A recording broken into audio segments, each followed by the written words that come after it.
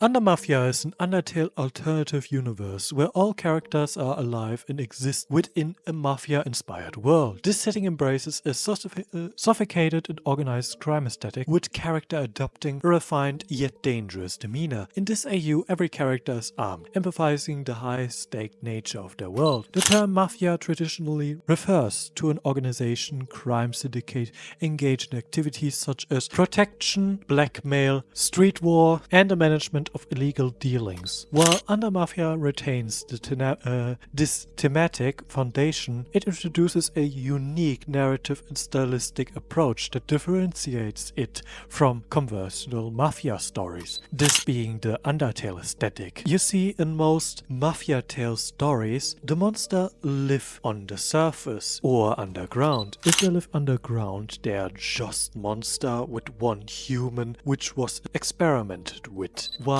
in other stories it can be that monsters are isolated when they live on the surface and are living in poor living condition, aka in ghettos, while needing to face racism. But in all these universes, Asgore is the dawn of the mafia, or the godfather of the mafia, while Gerster either is a scientist or has his own mafia organization, together with Sænz and Papyrus, while Undine is the right hand of Asgore and Toriel is the wife of Asgore. There exist many takes on the UnderMafia storyline. There exists the famous comic Undermob, which was dubbed by Stardubs and tells the story of Papyrus and Sænz adopting a young Frisk who was experimented by Gerster over and over again, and they become their protector for this young child until they grow up and eventually become part of this small mafia group. Then there also exists a combination AU of Mafiatale or UnderMafia and Undertale, which is the fanfiction and comic Sooner or Later You're Going to Be Mine, which, if you ask me, is an extremely well written story on its own, even without the Undertale aesthetic. But I can understand why people are kind of uninterested